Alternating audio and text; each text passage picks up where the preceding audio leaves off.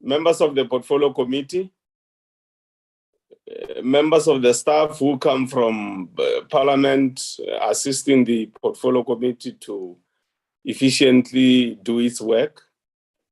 We also welcome the staff from the department.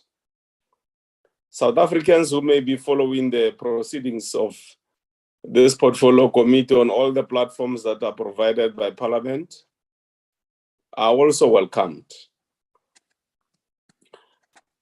Lubabalo, please read today's agenda to us.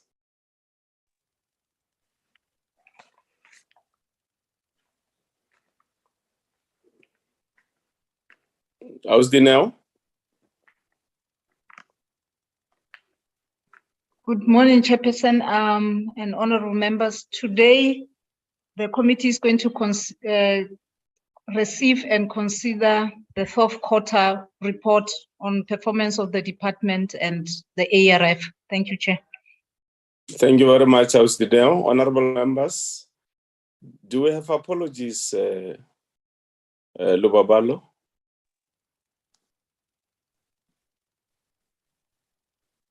Any apologies, Andisa?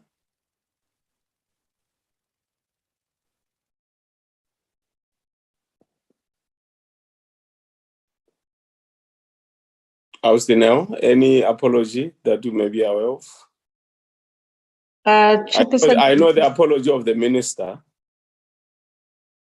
I am not aware of any apology, Honorable Chair. Okay. Thank you. The minister will not be able to join the meeting today based on the commitments that are relating to work that South Africa is doing in as far as matters of international relations are concerned outside. Deputy Minister Buertes, yesterday, honorable members, because of the sudden passing away of one of the honorable members here, as you know, Tina Jumat, who is come from the African National Congress, passed on. And Honorable Buertes has been requested yesterday. He was coming to this meeting. He was requested to lead a delegation to the family. Honorable Deputy Minister Mashego Dlamini will not be with us because she is overseas, also dealing with some matters relating to the department. The department did speak to me yesterday about the absence of all the executive authorities and the fact that they are requesting that I request the committee to allow Clayson Munyela to then lead the delegation. The DGIC is here. He was not going to be there. It means now that the DG is leading the delegation. Just before we go into apologies, honorable members, further apologies, I will ask that we observe a moment of silence for the passing away of one of the members of the House, Honorable Tina Jumat.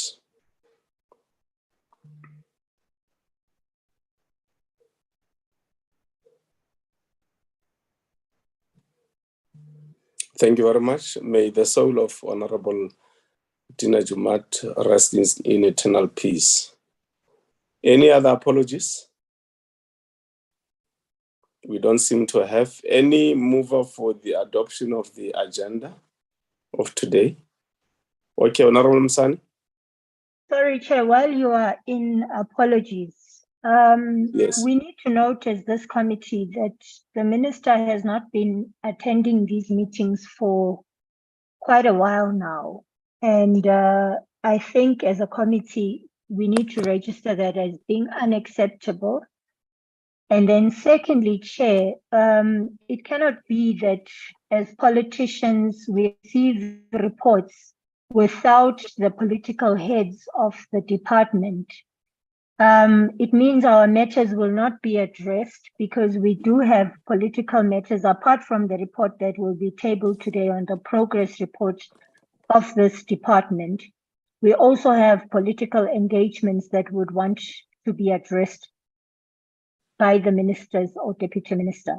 So I think it's very unbecoming of the minister to not be attending our meetings. If it's not a cabinet meeting that's happening at the same time, it's international relations issues that are overseas. And I mean, it is dismally wrong for the ANC to request that the minister that would only be available in this committee to lead a delegation. I'm sure there were other people who would have taken up the task. So I feel that as this committee, truly we are being undermined, Chair. Thank you very much. Thank you, Honorable Msani. I may be wrong. It looks like the apology of being overseas is of Deputy Minister Mashego Tlamende, but I'll check, and that the minister is actually in cabinet. But what I will do, honorable members, I will check if indeed, as Honorable Msani is saying, it has been for some time that the minister has not been honoring the attendance of the meeting of the portfolio committee. I will check. I don't want to debate that matter, but I think I will just check if indeed it has been for some time. There was another hand. Honorable Mpanza, Chair. Yes, Honorable Mpanza. No, Chair. I think, yes, sir, Chair. Can you hear me? Yes, clear. Yes, Chair. No, I'm saying, Chair, before we with the adoption of the apologies, I think I need to say something also to what Honorable Msani is saying. To say that I share the same concern with her, but I think I will move with a different understanding that as much as we'd love the minister to honor meetings of this portfolio committee, but the executives are not attending in this committee, I think I would have a different view, because we had a situation where one or two DMs will always be in the meeting. I think it's today that all of them, they are not here. So I think, as he's saying, at least if the minister is not there and then DMs are here, one or two, then I think it addresses the issue of dealing with political matters. So I wanted to clear that, but I fully support the concerns that she has. And I think for the purpose of today, I think maybe the DG will be able to handle all the matters, even including the political one. If he can't, then I think maybe he will note those issues and then he will be able to communicate it with the minister or the DMs. But would love in the future that at least the minister is there, or if she is not there, then at least the executives are here in the meeting. Thanks very much. And then, having said that, I want to move the adoption of those or the acceptance of those apologies. Thank you, Chair. Okay, thank you, Honorable Mpanza. Ruti Mishwe?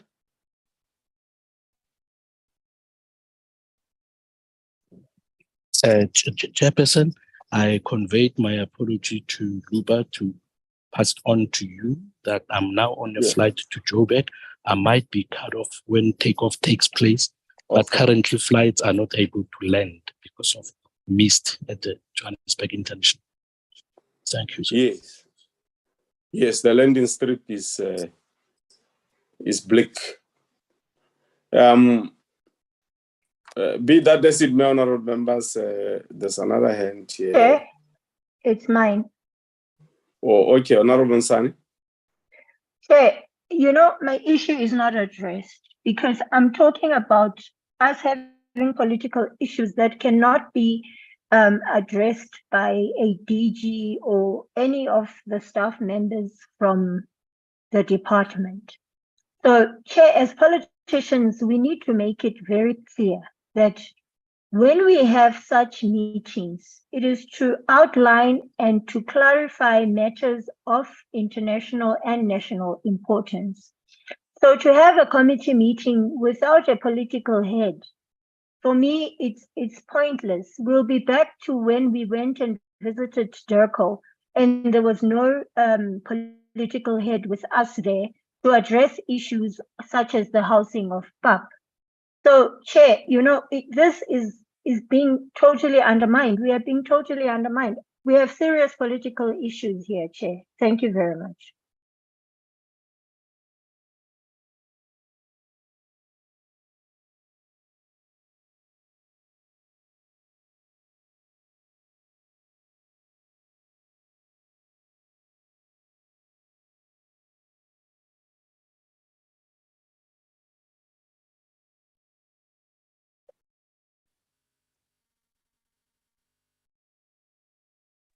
Okay. So what's Chair, coming to the Honourable Father. he does both the minister. Is it a point of order? Chair, you are frozen. We couldn't hear anything. Yes, I'm asking if it's a point of order, Honourable Father. Chairperson, if I can just give my view on that as well. Yes, I was still speaking. Okay, but you cut out, Chairperson. We didn't hear you at all. This is why I'm asking. Oh, I'm sorry.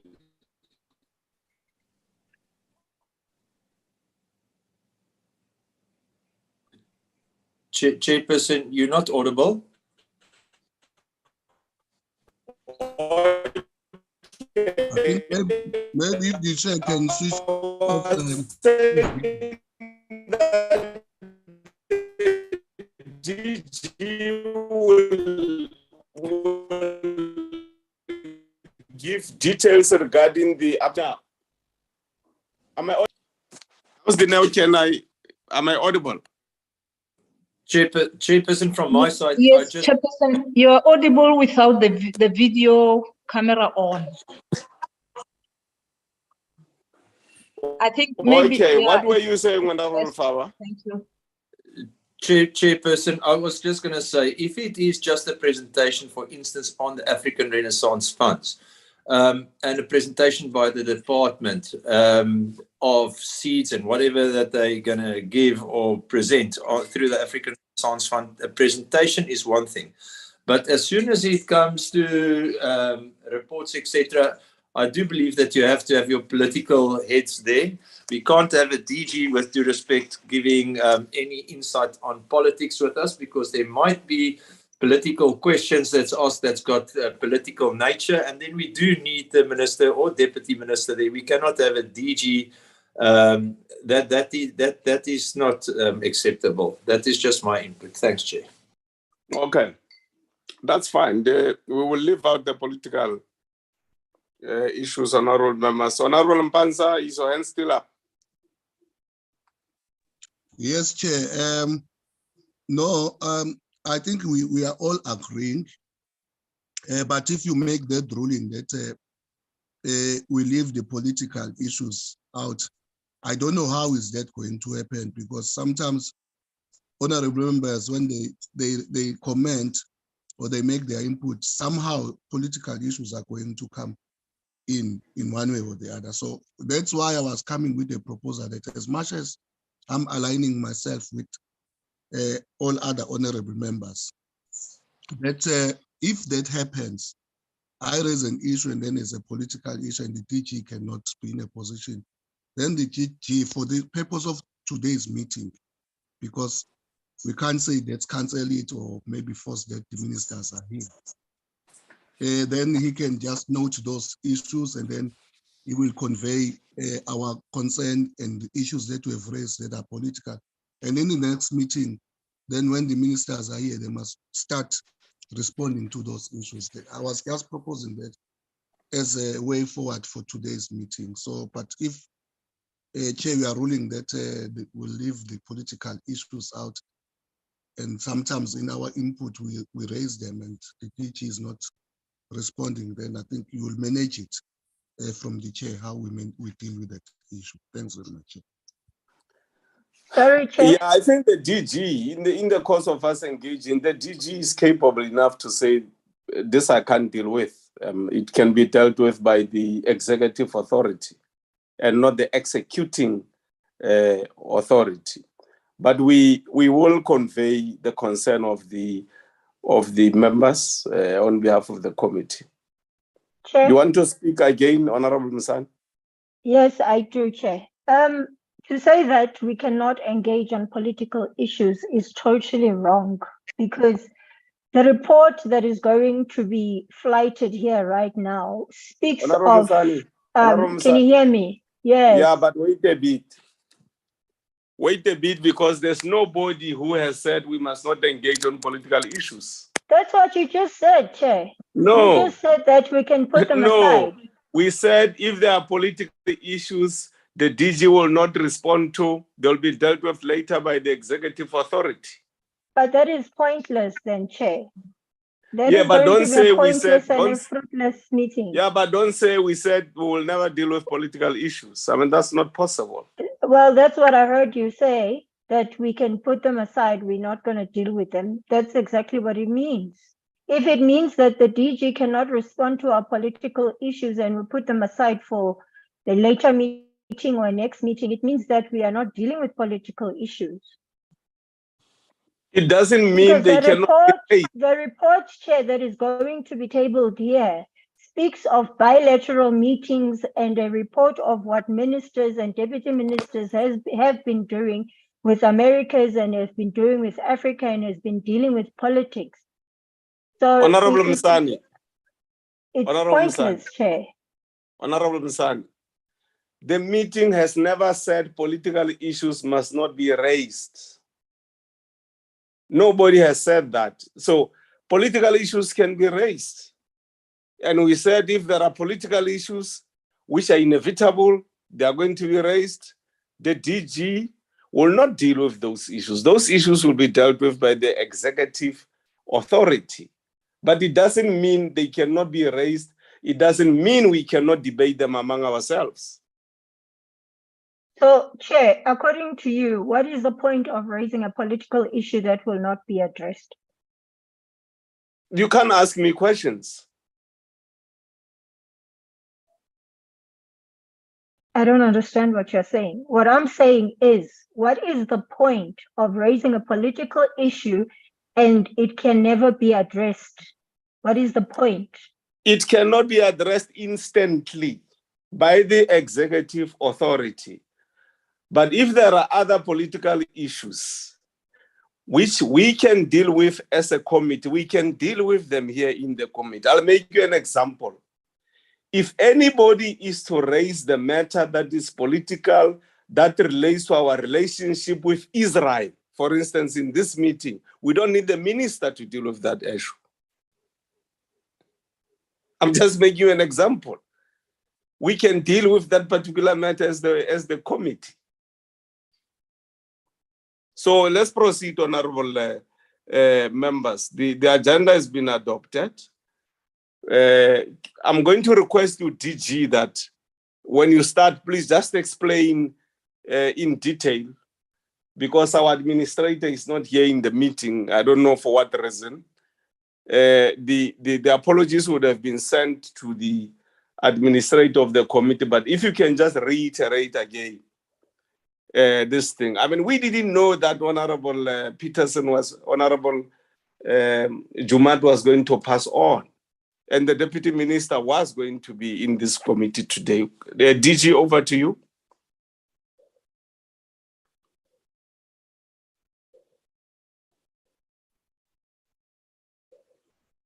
Ndate Dangu.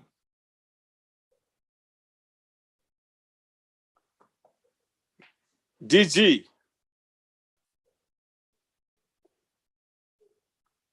DG, over to you.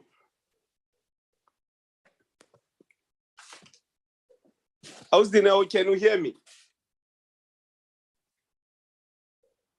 Ndate Mbanza, am I audible? Chairperson, you are audible. So I'm not sure whether DG Is there something wrong with the connectivity of the DG? I thought maybe I'm not audible. We can see them, they're still moving about in the auditorium. Maybe they have unmuted, I'm not sure, Chairperson. Can you call it? Okay, Chairperson.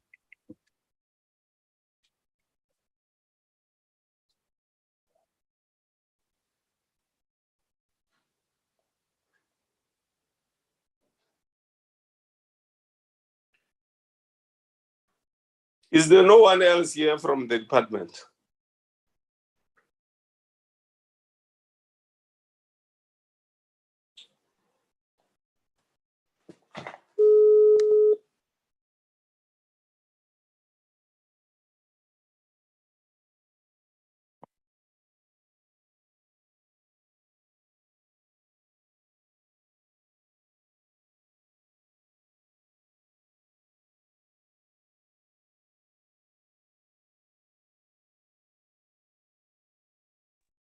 Good morning, Chair and members. This is Hlengiwe Bengo. I'm trying to get hold of DDG Clayson.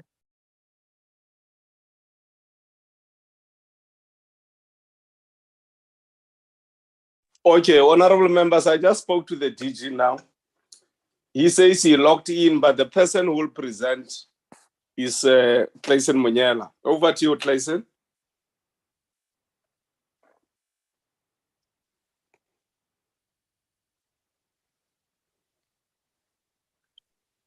Apologies, Chair. This is Hlengiwe Bengo again from the department. They are having network connection problems, but they are sorting it out right away. Apologies for that. Where is Clayson? Clayson is in the boardroom where they are trying to connect, where they have connection problems. No, I mean the location. Is it in Pretoria? Yes, he is in Pretoria.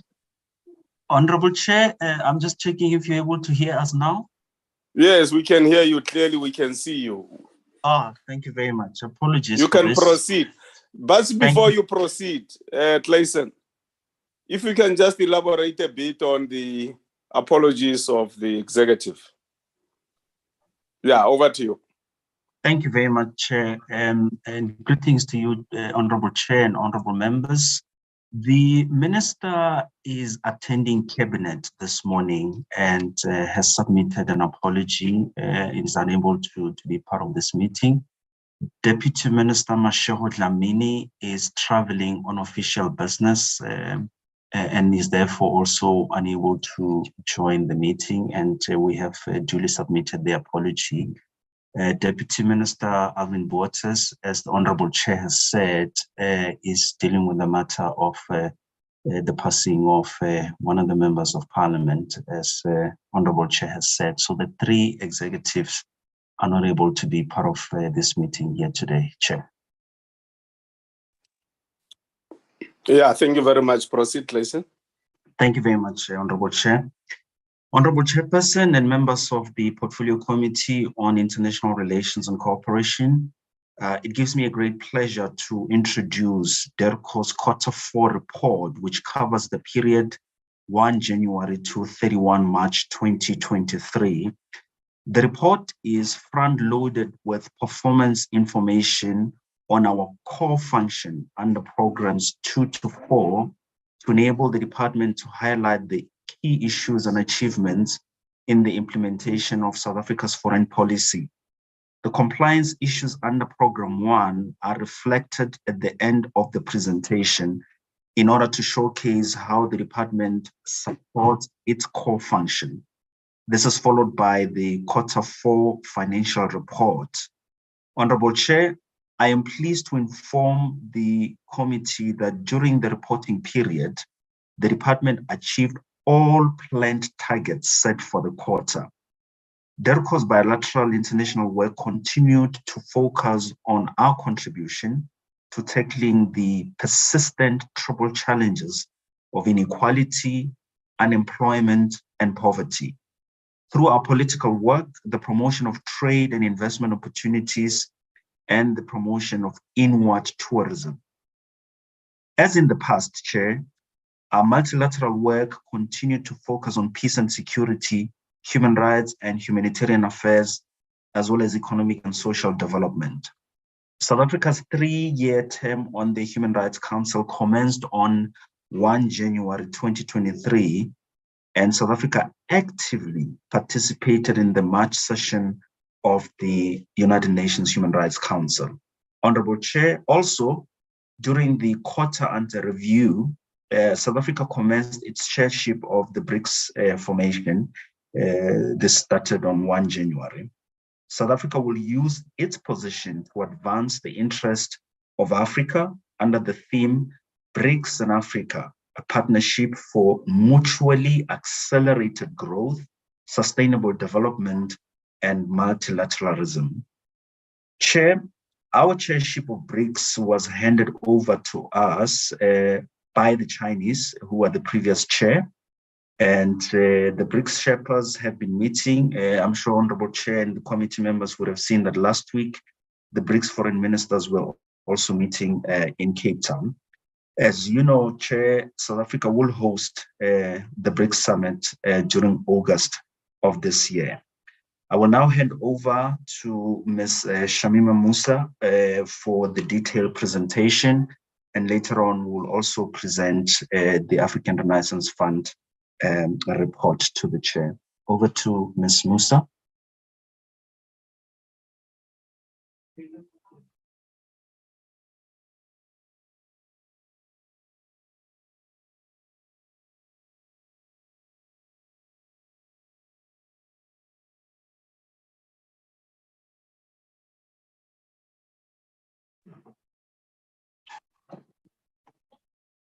Good morning, Chairperson, committee members, and officials from DERCO.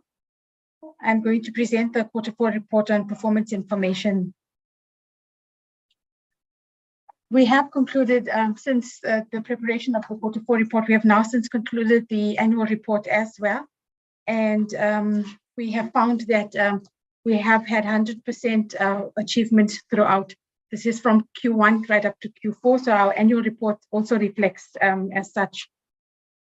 The report for today, it's front-loaded with program 2, which is our 2 and 3, which is our core function, and then we will be presenting the program 1 administration. So the department for Q4 has achieved the 100%, as I have reflected on, and we have had 23 targets for Q4, and all 23 targets have been met. With this particular slide, we've had 3 targets on regional political reports, 3 targets on regional trade and investment reports, 3 on tourism, as well as 1 on regional integration. And these targets have been met. The next slide, please. So for the structured bilateral mechanisms and the high-level visits and our political engagements in Africa, we note the following for the quarter. The first one is the Uganda state visit to South Africa. And then it's the Tanzania state visit and the Binational Commission. Both these were to strengthen and enhance our bilateral cooperations between South Africa and the respective countries. Next slide. The visit of the Deputy Minister Mashego Dlamini to Togo, as well as to Benin, which have taken place during the first part of the quarter. It's the African Union Assembly in Addis Ababa, the 18th to the 19th of February. The meeting with the South African Red Cross to discuss our planned humanitarian assistance to the Tigray region, and the working visit to Abidjan by our acting DDG to discuss the development of strategic partnership. For the Americas and the Europe region, we noted the attendance by Minister Pandor to the US-Africa Leaders Summit in Washington. The meetings between Minister Pandor and the Secretary Blinken focused on the commitments made at the US-Africa Leaders Summit. We also note the US Treasury Secretary, Ms. Yellen, who visited South Africa in January to meet with the president. And her visit focused on attracting funding for climate change projects, as well as touring US-funded facilities in Gauteng. The areas of discussion included cooperation and development and trade and investment, mineral resources, energy, agriculture, education, science, and innovation and water resources. There have also been review of our diplomatic political relations, as well as cooperation in the various sectors of the economy. Next slide. There's been cooperation in our multilateral arena on issues of mutual concern, which included celebration of the long-standing diplomatic ties with countries in the region. The main objectives of the 17th JCM with Cuba was to elevate trade relations to the same level as our excellent political relations, as well as the BRICS Chairmanship 2023. Ministers Pando and Lamini Zuma also attended the inauguration of the President Lula of Brazil, which is expected to have a profound positive impact on the bilateral relations and the cooperation between South Africa and Brazil going forward. The mission in Venezuela, we note, celebrated International Women's Day by highlighting the plight of women in Venezuela, Cuba, Palestine, and the Sahrawi Arab Democratic Republic. The state visit to South Africa was undertaken by King Felipe and Queen Matilda of Belgium.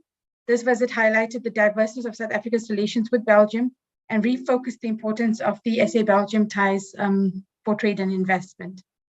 The attendance of the 5th National Small Medium Enterprises Development Forum also provided a more complete understanding of the latest developments regarding the rebuilding and recovery of Ukraine and the possibilities of opportunities for South Africa.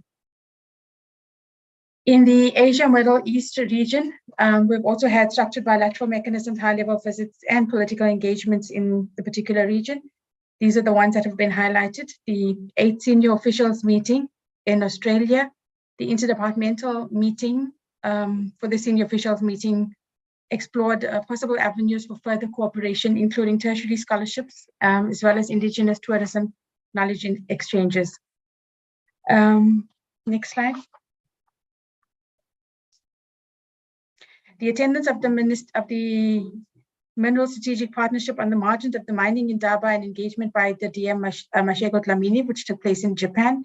There was also a working visit by DG Dango to Palestine to co-chair the second session of the political consultation, as well as the official visit by Vice Premier of China to attend the people-to-people exchange mechanism and the meetings with the director of the UN Relief and Works Agency for Palestine refugees in the Near East. That concludes the political reporting. With the trade and investment, we have the same format of the reporting for Africa, for Europe and Americas, and for Asia Middle East. So for Africa, we note the high-level meeting with the Secretary General of the National Public-Private Partnership Steering Committee in Ivory Coast. We note the 2023 African Mining Indaba, which was held in Cape Town.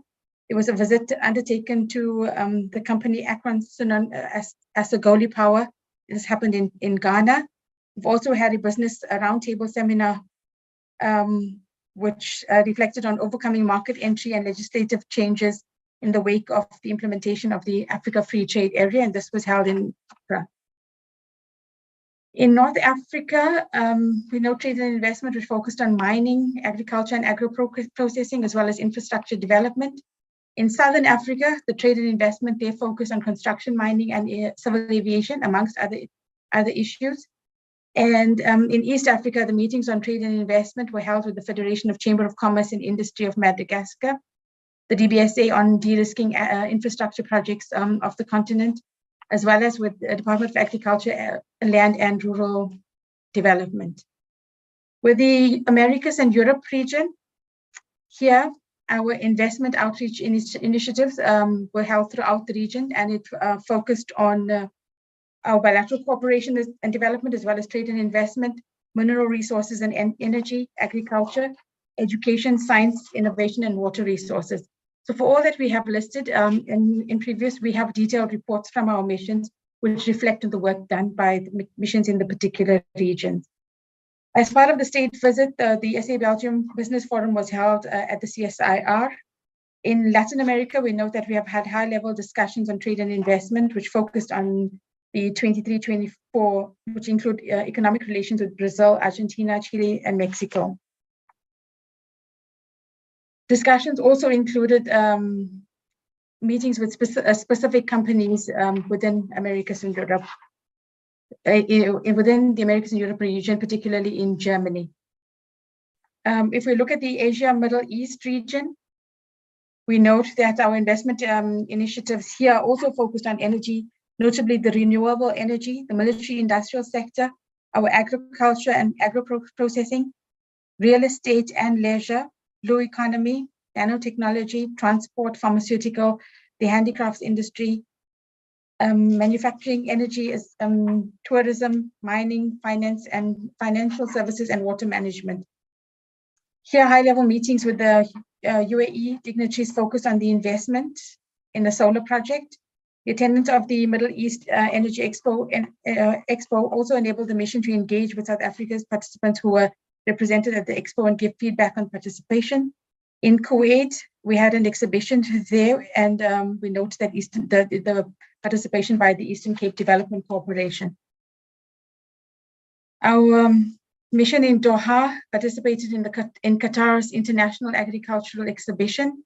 In Saudi Arabia, there have been a Future Minerals Forum engagement, and we also note a visit by Transnet to Saudi Arabia with regards to the tour of the desalination plant and water academy. For Africa, here we note we have done with the trade and investment report. Can we move on to the next slide?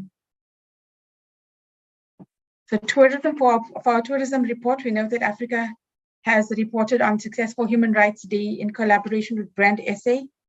In Ghana, we also note that during this month, Africa Day, during this quarter, Africa Day was celebrated amongst many of our missions around the world.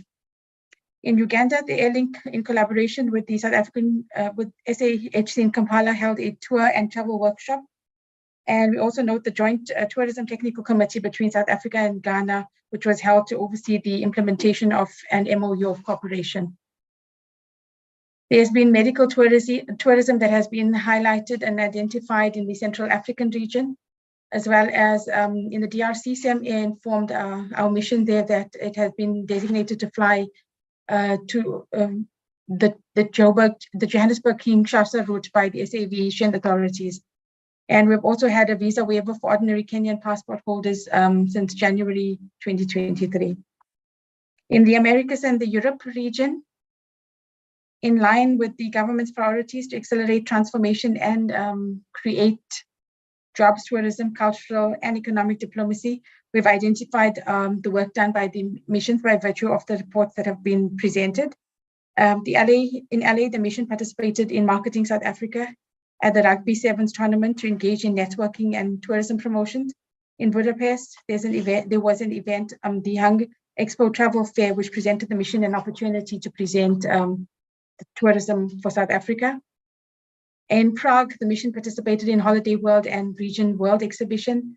South African tourism, with the assistance of our CG in Sao Paulo, also participated in the South African Tourism 6th Trade Show, which took place in Brazil. The mission in Santiago engaged with the Chamber of Commerce, which led to an agreement on collaboration to heighten trade and investment awareness in both private sectors of both countries, as well as a hybrid seminar webinar, which was held in March 2023. In the Asia Middle East region, here we have done some work around tourism as well. In the trade and consumer event in Dubai, we've had 11 participants that have won prizes to visit South Africa. Also note the 16th tourism exhibition, which was held in Iran.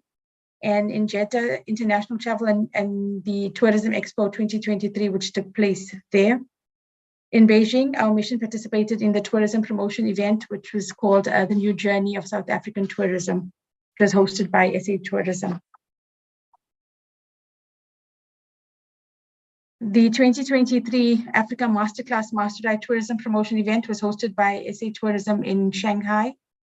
And our mission in Taipei also participated in a Taiwan International Tourism exhibition. We've had a wine tasting event also taking place here, as well as a virtual meeting with South Africa Brand SA, which discussed upcoming tourism-related projects in Australia. In Beijing, the mission participated in a tourism promotion event under the theme New Journey of South African Tourism. So that brings us to the end of our program 2 reporting. And here we've highlighted the 4 reports that are the political, the trade and investment, the tourism, as well as the regional integration. If we go on to program 3, we have had the 4 targets the four sub-programs here: global governance, continental cooperation, South-South, and North-South. All our targets here were achieved as well, 100% achievement. The three reports which we received, we have presented is the peace and security, human rights, and economic and social development. We find that under peace and security, the following initiatives were in support of peace and security. It's the extraordinary SADC Organ Tricor Summit, the extraordinary ministerial committee of the organ, as well as the regional economic integration which has taken place. Then we look at the human rights. Here, the high level, next slide. The next, under the human rights, South Africa participated in the 52nd session of the Human Rights Council. And this is effectively in the discussions which followed all the resolutions. South Africa also participated at the first 2023 International Dialogue on Migration, which was held at the UN in New York. If we're looking at, if we go to the next sub-program, which is, or the Economic and Social Development Report, here we report on developed countries which are yet to fully honor commitments for sustainable development, the high-level meetings and participation at the WEF and the G20 Foreign Ministers meeting. South Africa, through our permanent mission to the UN in New York, facilitates resolution and social dimensions on the new Partnership for Africa's Development. The promotion of policies aimed at inclusive growth will create a conducive environment to address unemployment, poverty, and inequality. So these are the topics that are discussed at the economic and social forums in which South Africa participates. Under the Continental Cooperation, which is sub-program 3.2, we note the following events which have taken place and South Africa has participated in. This is the 36th Ordinary Session of the Assembly of African Unions, 42nd Ordinary Session of the Executive Council, which was held in Addis Ababa, the 114th meeting of the AU Peace and Security Council, the 40th Summit of the AUDA and NEPAD Heads of State, as well as the 32nd Summit of the APR Forum.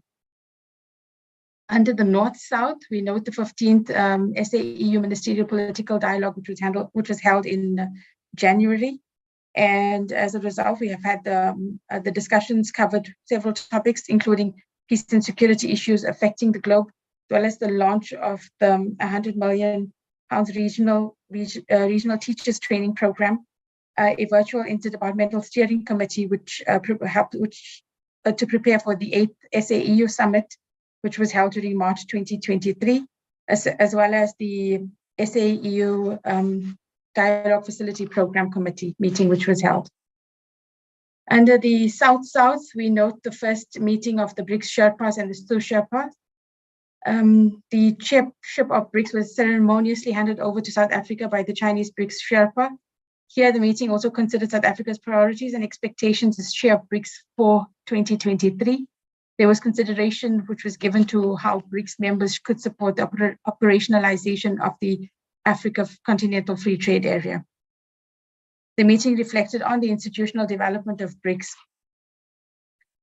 The next slide, under the 4th IPSA Sherpa meeting, there was a proposal for gender working group from Brazil, and agriculture working group, which was a meeting was hosted by India in March 2023. There was also a symbolic virtual transfer of IPSA chairship from India to Brazil. That brings us to the end of the reporting on Program 3. Program 4, we note, have mostly responsive targets, and all our targets here for Program 3, Sub-Program 3.1 and 3.2 have been met as well. Under public diplomacy, we have 19 sets of key messages which were distributed to our missions and head office on domestic and global developments. Under the public participation programs, there have been 3 programs which were held during the quarter, and we've had 3 opinion pieces which were published for the quarter. For the protocol and services that were rendered, incoming and outgoing, we've had 18 for the quarter. Consular services rendered, we've had 209. And for the number of documents legalized, there have been 11,622. Under administration, which is Program 1, our 8 targets here were achieved as well. there have been 4 progress reports on the implementation of the digital strategy. And just to highlight some of these, the achievements in the quarter, we've noted that we would like to reflect on the updates that all 3 data centers hubs completed and our network and unified communications equipment were delivered. There's been 20 site assessment finalized and automation of digital business processes and integrate business information systems. We've also provided and support all digital and information services, including skills development and training, which was concluded in Q4. And there's been desktops enrolled and deployed on device management solution. Then we look at the audit progress reports.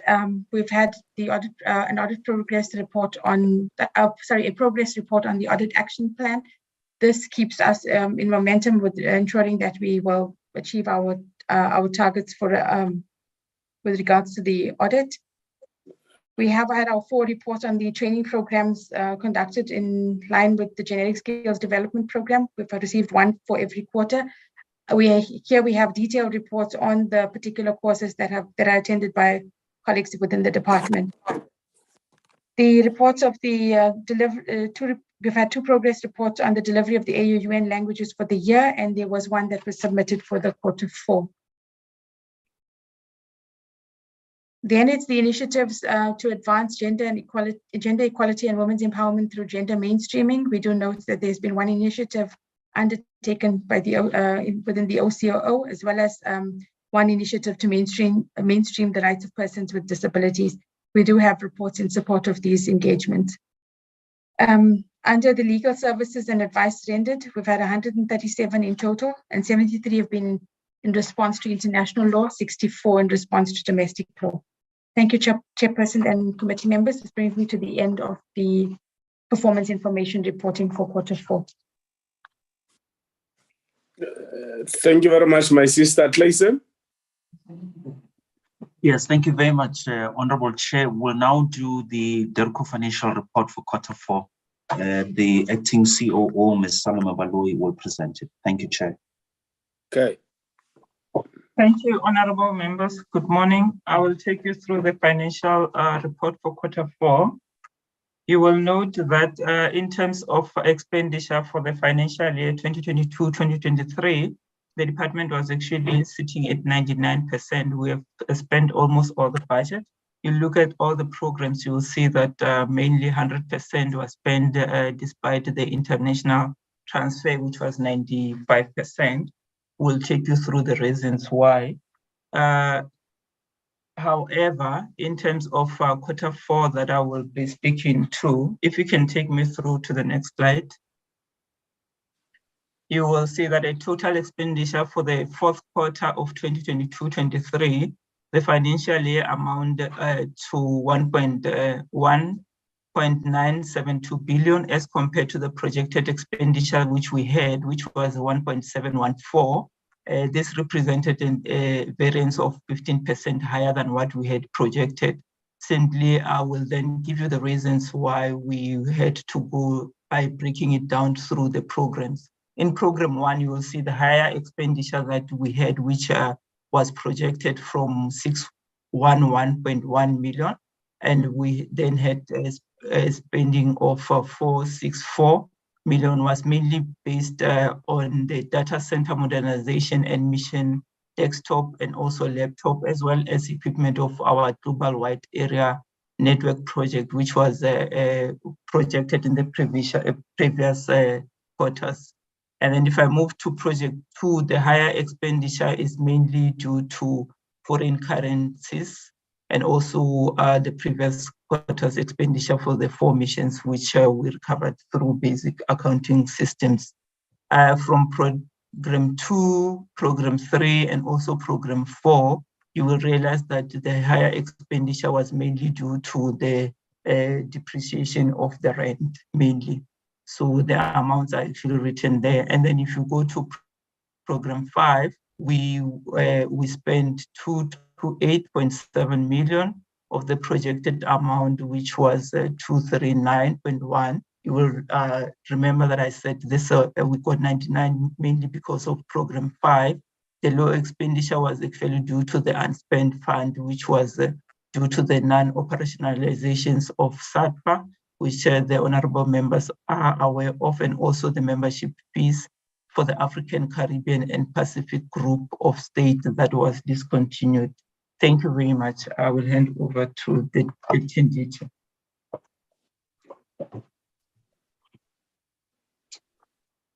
Thank you, Honorable Chair. We are done with the Q4 report. I'm not sure if the chairperson wants us to proceed to the African Renaissance Fund, but I'll hand over back to you, Honorable Chair. Yes, the posture of the committee was that they need to be presented and discussed separately. Thank you very much, Chair. In that case, so we'll deal with this one first. Yeah. All right. Thank you very much. Yes, honorable members, there's the report. We will now take hands.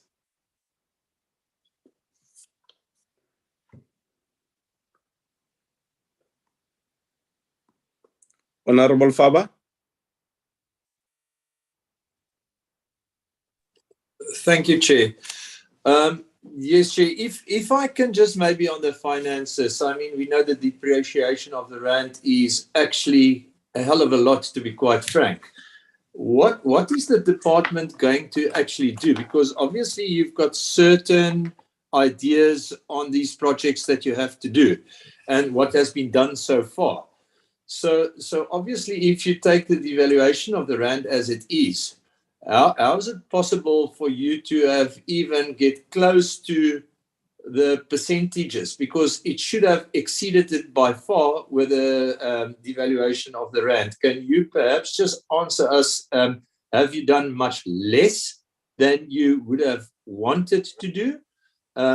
Because if the projects that have been earmarked and have been done, according to what I've seen in the devaluation of the rand against the US dollar, it just doesn't make sense to me that we can get to 99% spent on the fourth quarter.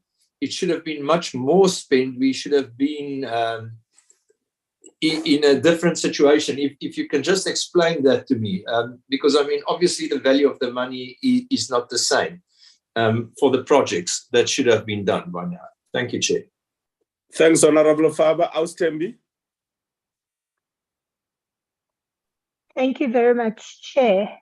Chair, with regards to Program 2, we've been highlighting that we need to have a separate session with the ministers on the agreements that are being made globally under bilateral visits, in order for us to be kept in the loop on what are we agreeing with these countries as a country in these international visits and these MOUs that get signed.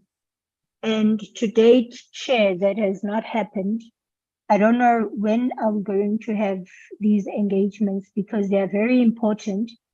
Looking at a previous statement that was made regarding the AGOA agreement that is soon to expire. Secondly, Chair, with regards to Program 3, the peace and security, I don't see any engagement that would have been done under SADC or under the human rights with regards to what we have seen previously happening in Eswatini and how we are going to make sure that the King of Eswatini is held accountable for the violation of the human rights in Eswatini. I don't see anything being mentioned with regards to that, or has that matter fallen off the wagon and fell through the cracks? Secondly, Chair, we need an update. I've been raising this, Chair, in this committee that the AU protocol for free movement of people has been put on hold by SADC. as a bloc, which includes Home Affairs, which includes trade and industry, which includes other SADC countries, for us to accede to this protocol. And I've been requesting that we be presented on why are we so slow in acceding to this AU free movement of people, because as you may know, certain countries are now relaxing visas and passport usage as blocks and as bilateral, but SADC is not moving an inch with regards to this protocol of free movement of people. On program 1, Chair, I just want a simple one-line answer from the department on whether they have terminated the contract of BT, IT contract. That IT contract that we were paying through IT contracts, has the one been terminated, Chair? And if we can get a confirmation, because I can see there's in the presentation they are mentioning the procurement of desktops and laptops. Can we then be told, is the IT system of the department with backup and proper security now functional, fully functional, and one IT company is being paid? Can we also get a progress report, Chair, with regards to the renovations and the closures of missions? How much has been spent and on which missions has that been done? And then thank you, Chair, very much. Okay, thank you very much.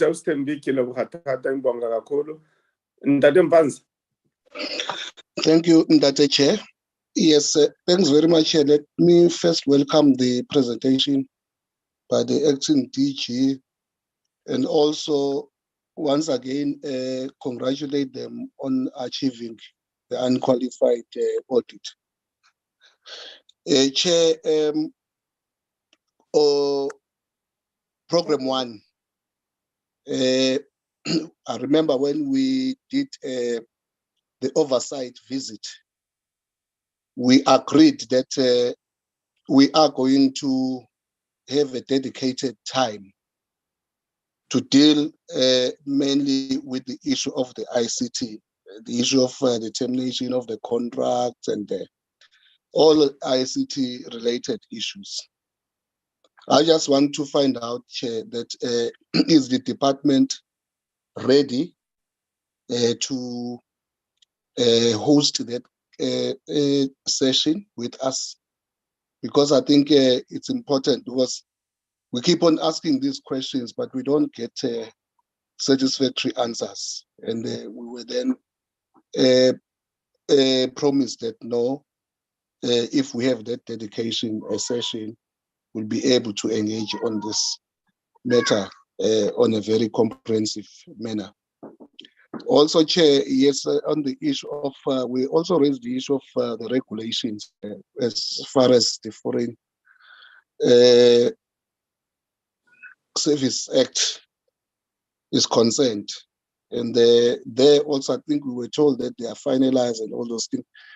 But I think we requested that if we can have sight of those regulations, or maybe if we can just be taken through in one of the committee meetings as to what are the regulations and how are they going to be implementing them if they have not, and if they have, how is that progressing?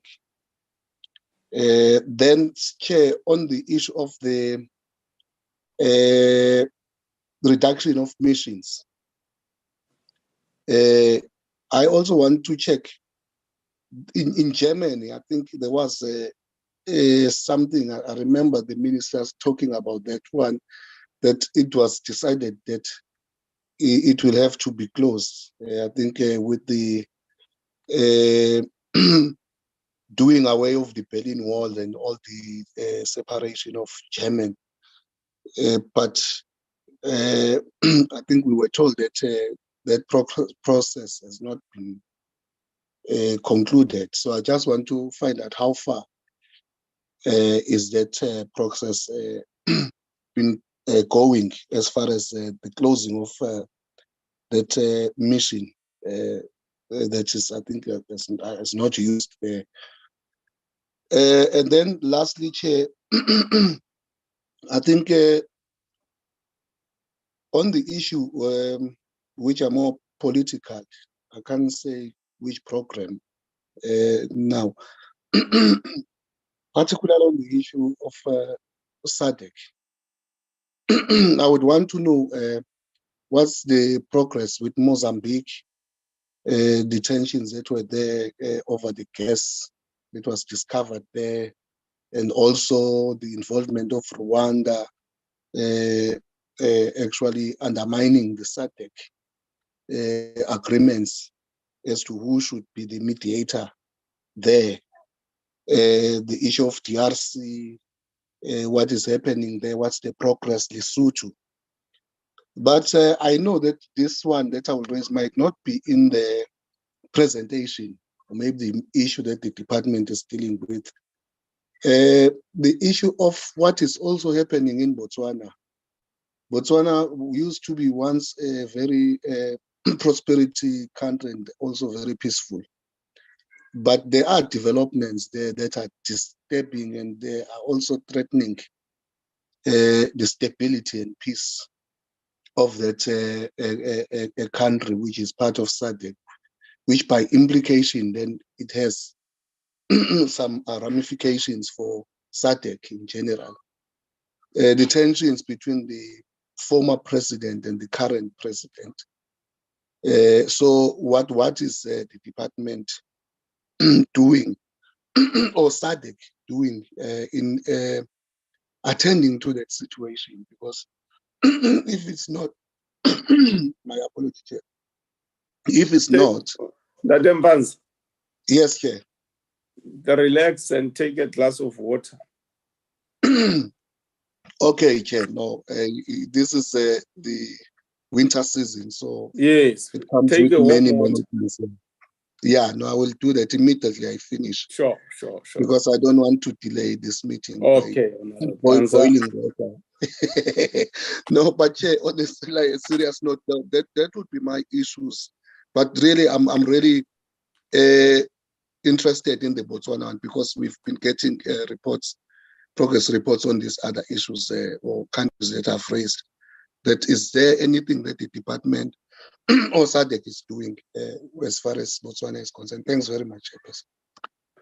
Thank you very much, Honorable Mpanza. We're sorry that you've got a bout of flu, so please make sure that you get rid of it. How's Tembi? Sorry, Chair, I missed one point, which was to say that we appreciate the work that was done by the BRICS interministerial meeting that was held last week in clarifying that South Africa is still hosting BRICS without fear and without any intimidation. Thank you very much. Yes, thanks very much. And we hope that these things that the BRICS venue is changing to China is not true. Over to you, Ndata Munyala and your team. Thank you very much, Honorable Chair and Honorable Members, for the questions. The CFO is going to deal with the question around the rand depreciation and the implications thereof for our expenditure. I'm going to attempt to deal with the other questions, and my colleagues will add once I'm done. There was a question around the need for a separate and dedicated session with the committee regarding MOUs that South Africa signs with other countries at a bilateral level on all the agreements that go with that. I am noting this, and I will raise it with the minister that there is a request for a session on this for the department to come and brief the committee with regards to the number of MOUs and agreements that South Africa has signed with countries that we've got relations with, and what flows from those agreements, what's being implemented, and the implications thereof, and possibly the benefits that accrue to our country. So I will raise that with the minister and the DG. And then there was a question regarding Eswatini and the political developments there and what is being done possibly by South Africa and the SADC region leadership. I am aware, Honorable Chair and Honorable Members, that there was a committee of ministers under the organ on politics, defense and security that visited the Kingdom of Eswatini to meet with the leadership there and discuss the political and security situation that is prevailing there as an intervention by the region, with a possible discussion around what can be done to resolve the political challenges. I think the report from that committee would have been tabled before the heads of state at the organ level, and possibly to be reported to the next summit of heads of state of the region.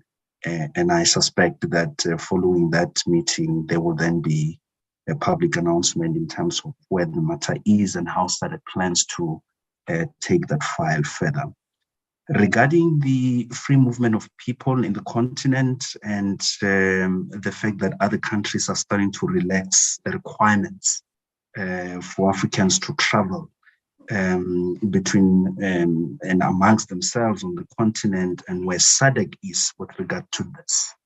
I think that's another matter that one will have to elevate and also check progress. I know the Honourable Member has raised the involvement of the other sister departments in managing this file, particularly from a South African government point of view, trade and industry, home affairs, and I do think the security department as well. So that's a matter that I will also highlight to the minister, that the committee is expecting a progress report on this, and possibly also where SADC stands as a region. Safe to mention, Honourable Chair and Honourable Members, that in the SADC region, there is a regime that allows, or a protocol that allows free movement of people in our region, in that as a SADC member or a citizen of any of the member countries in our region, you don't need a visa to travel to any of the countries. For example, as a South African, I don't need a visa to visit Mozambique or Eswatini or Lesotho or any other countries. Just need a passport and you're free to travel, which helps with regards to the free movement of people. And then there was a question regarding the matter of the IT contract of BT as to where the process is. And honourable members are correct. We have requested that at the committee's earliest convenience, we would be ready, and just to confirm that we indeed are ready to come and make a comprehensive presentation on ICT related matters in the department, and also provide updates. But just to summarize the answer on the BT issue, we are still in the process of the handover between BT and the new service provider appointed by the department on the global network contract. It's what is called the transition period. As we previously mentioned, this is a period that would take anything between, in fact, the previous transition between BT and the previous service provider dimension date was about 18 months. The committee has raised the point that we need to manage this process in such a way that it's not unnecessarily long, So we are alive to that instruction, and that's what we are busy with. So the contract between the department and BT doesn't exist anymore. However, as part of the transition, they continue to render a service as they are handing over to the new service provider. So there is a project plan that we are currently monitoring in terms of when the final cut over from BT to Brilliantel will happen. And these are matters that we can go into details on when we do come back with a comprehensive presentation on ICT and related matters. Again, the question on renovations of missions and the expenditure thereof and progress, I'm going to ask the CFO to deal with that. And then there was a question on the Foreign Service Act, particularly the regulations and how far we are. The acting COO is ready to deal with that question. The question regarding the closure of missions as it relates to Germany and the possible closure of Germany, our embassy in Berlin, the department has to date closed 10 embassies, and there is no plan that I'm aware of to close any further missions, and Germany was not on that list. So we remain, or rather we've retained the embassy in Berlin. We in fact even have a consulate in Munich in Germany. So there are 2 missions in Germany, because Germany is a strategic partner of South Africa from a trade point of view and also a political point of view. So it's one of the strategic countries where you need presence to manage all the files that the embassy would be seized with. With regards to matters in our region, in Mozambique, SADC has deployed boots on the ground. South Africa has made a contribution to that deployment, and that particular mission continues to do its job, with the effect that the previous crisis of where citizens were losing their lives has been curtailed. There is some semblance of stability, which would confirm that the mission is having the desired impact. So that work continues. With regards to the DRC, honorable members will be aware that during the February summit in Addis Ababa of the African Union, President Ramaphosa chaired a meeting of the African Union Peace and Security Council, which South Africa is currently a member of, specifically to discuss the DRC and the developments there and what the region needs to do to address, in particular, the activities of the groups that are destabilizing, particularly the eastern part of the DRC. That remains ongoing work, and South Africa is playing a leading role, supported by other countries, neighboring countries, and also countries in that particular region, because the DRC belongs to 2 regions, our region as well as the region in the center of Africa, central part of Africa. So that remains ongoing work. It remains on the agenda of the African Union Peace and Security Council that South Africa is currently serving in for a 2-year term. Lesotho, honorable members would have noticed that recently President Ramaphosa has been to Lesotho, although not related to the question of peace and security, but just to note that there was official unveiling of the second phase of the Lesotho Highlands Water Project that South Africa continues to benefit from. With regards to the intervention by SADC on the political and security matters, former Deputy Chief Justice Dikgang Moseneke, as appointed by SADC, continues to lead the region's intervention on the matter of ensuring that the agreement that has been signed by the government and political parties in that country is honored. So that continues to be ongoing work. The department plays a supportive role to that intervention through Deputy Minister Mashego Dlamini and at the level of officials supporting the work that's being done there in Lesotho.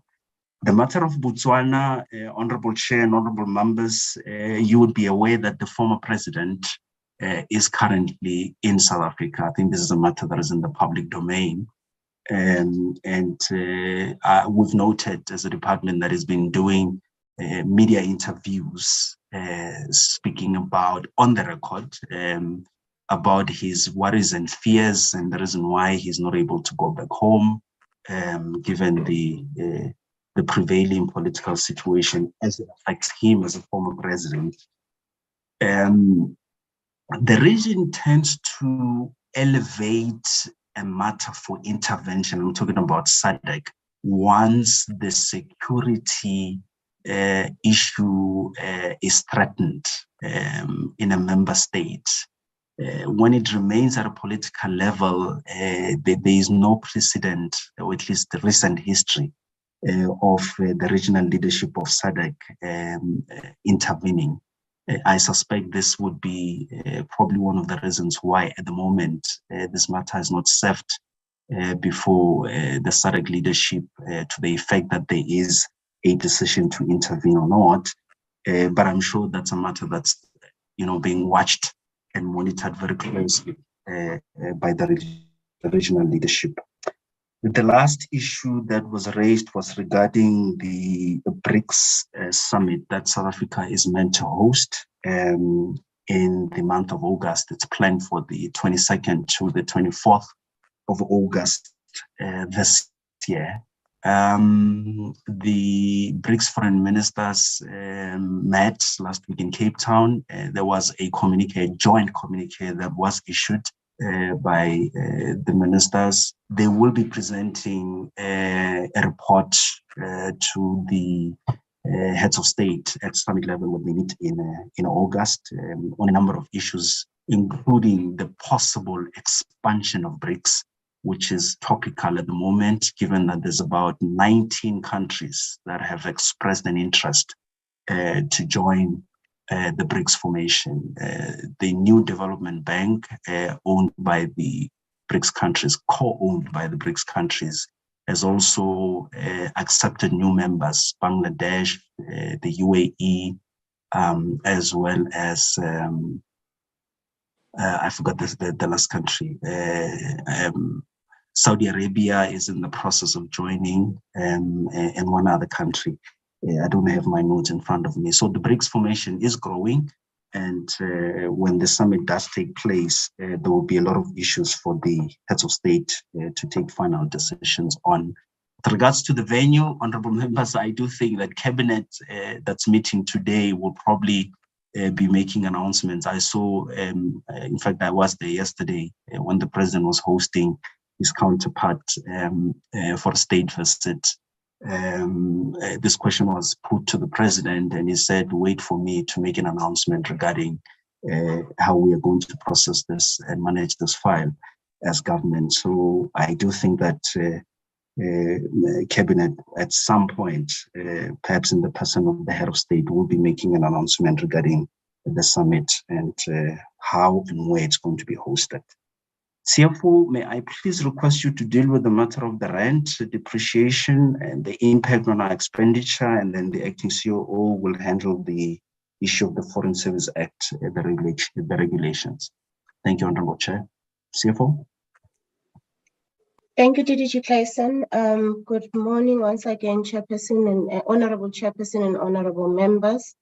In terms of the foreign exchange fluctuation impact, Chairperson, the department's budget that is affected by the foreign exchange fluctuation is about 70%, which is the budget that is spent in our missions abroad.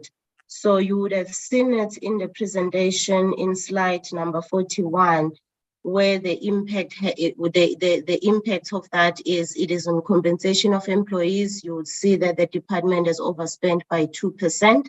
It's on goods and services, which is also expenditure that is also includes the 70% of the mission. We have overspent that budget by 2%.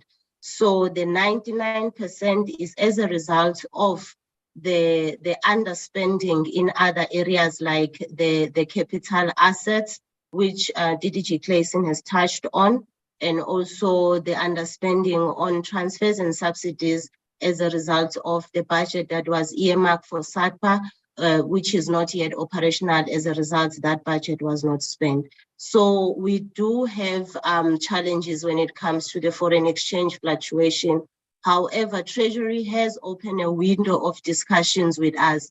Unfortunately, that window only addresses the expenditure that we have spent on the first half of the financial year, because that we discuss normally during the adjusted estimate period, then it covers the actual expenditure that has been incurred.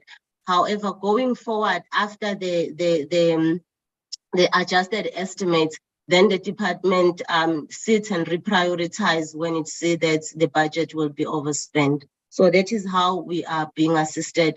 And we are also in continuous engagement with National Treasury, since now we have also seen that the rand has also, the foreign exchange fluctuation is already affecting the department in the current financial year.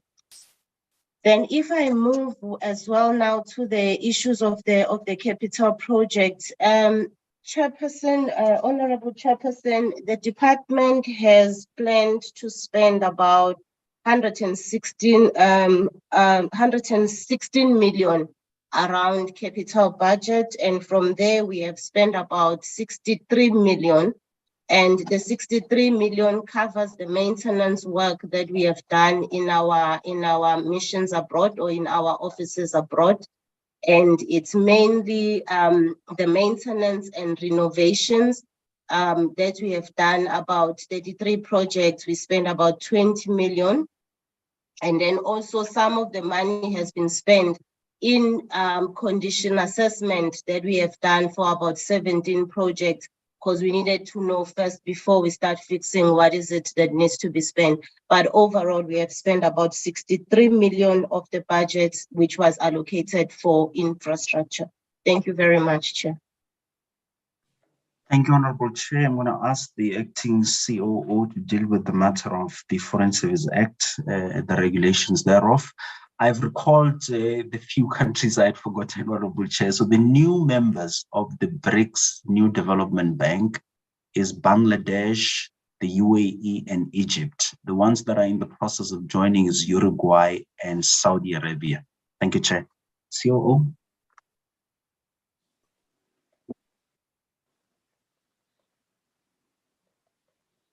Thank you, Chair.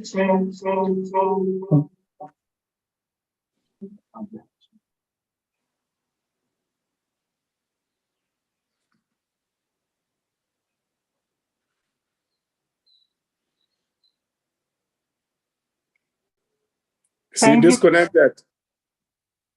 Yes, are you able to hear me? Yeah, we can hear you now. Okay, thank you, Chair.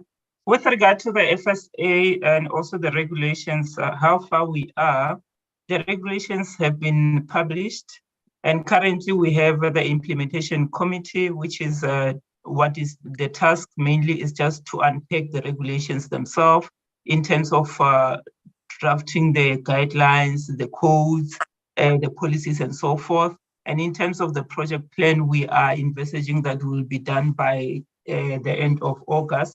As Honorable Mpanza has actually requested, I think what we can be able to do when the committee comes down for the department to be able to brief them, or with regard to ICT, we will then brief them with regard to FSA, how far we are, what is happening, when you're saying regulation section 8, what does it mean and how does it impact the department, and what policies are we currently drafting and finalizing.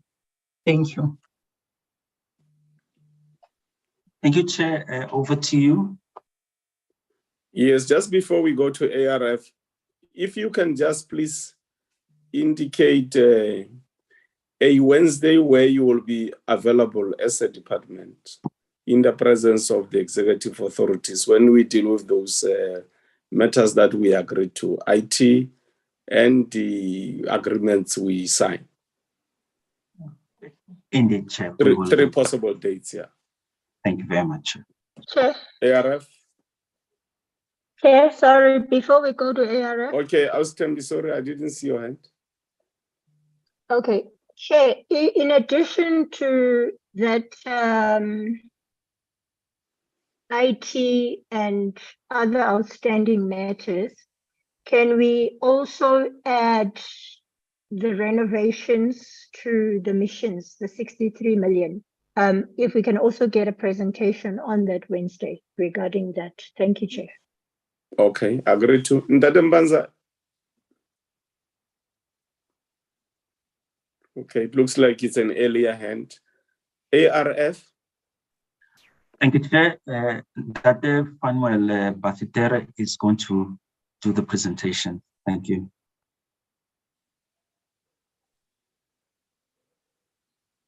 All right.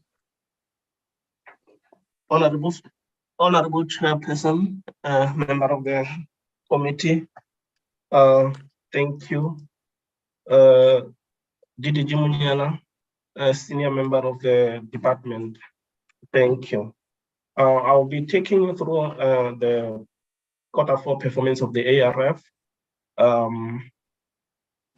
Without waste of the time, let's zoom straight to slide 4, performance summary.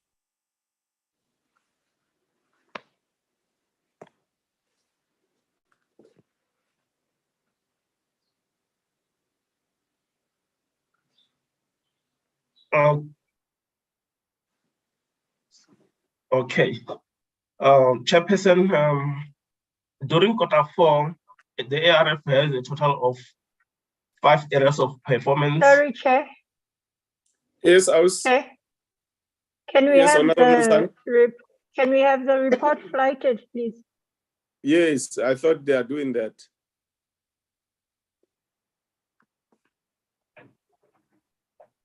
Okay, Mulatleki. Thank you, Chairperson. May we kindly zoom straight to slide 4.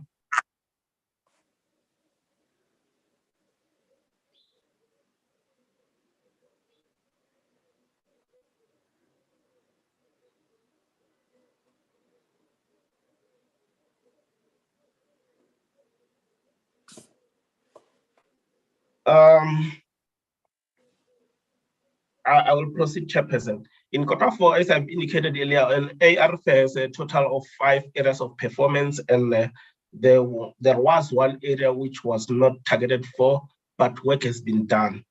Of the 6 areas of performance, 5 targets were achieved, and that's give us 83% performance. We only have one area which was not achieved as planned, and that's the area on request evaluated by the ARF Advisory Committee. If we can move on to the next slide, under performance per program, the very first target is the request evaluated by the ARF Advisory Committee, wherein 6 of 7. Sorry, Chair. Yeah, it's not moving. Yes, Honorable. These slides are not moving. Msani. Yes, if you can scroll up the slides, please. We are still on the cover page.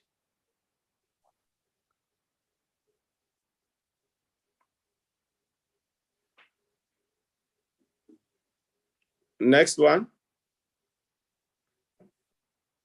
Next one. Yes.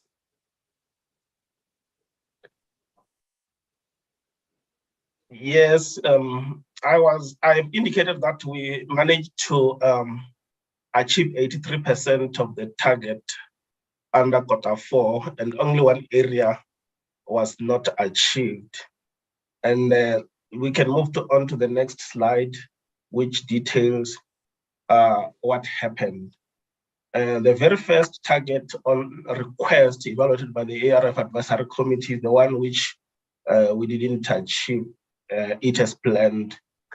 On that particular target, we received a total of 7 requests, which were supposed to be evaluated by ARF Advisory Committee, and only 6 of those were managed to be evaluated by the ARF Advisory Committee, with one, which is the number 7 one, contribution of mobile modular school to the Sahrawi refugee camp. That was not evaluated by the committee because it was submitted late on the day of the meeting and it was deferred to the next meeting. Hence, we didn't achieve the target set. And then moving on to the next target is the target on the active project monitored for compliance with concurrence received. We managed to achieve 100%. Then moving on to the next slide, project oversight report. We have a total of 11 projects, and all of those have been monitored and the reports were produced. The next target is on the closed project with closeout report. We have a total of 8 projects which have been closed, and out of those, we managed to close all of them. And some of them were rescinded. Like, for example, number one, the Timbuktu manuscript project. This is the project in one of the country up in Africa, in Senegal, if I'm not Senegal, if I'm not mistaken. And then due to political situation there, it was recommended that the project be rescinded and the money directed to the new coming projects. And then number 2 is the humanitarian assistance to South Sudan. The project has been completed and the consignment was distributed to Juba and subsequently distributed to the various districts, to the recipients. And there was number 3, in transformation initiative Madagascar. The project has been rescinded due to political change of leadership in Madagascar. They felt that the project is not of importance when the new leadership came into power. The number 5 is African Women in Dialogue. The project has been before that, it's humanitarian aid to the Republic of Zimbabwe. This one has been completed and distribution has been done to Harare and subsequently distribution to the local areas for the recipient to receive their food parcels.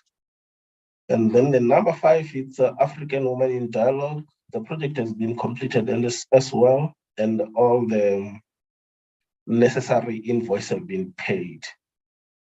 Deployment of a South African aspect to Juba to serve on the Independent Boundary Committee. The project has been completed and the report has been submitted to the department.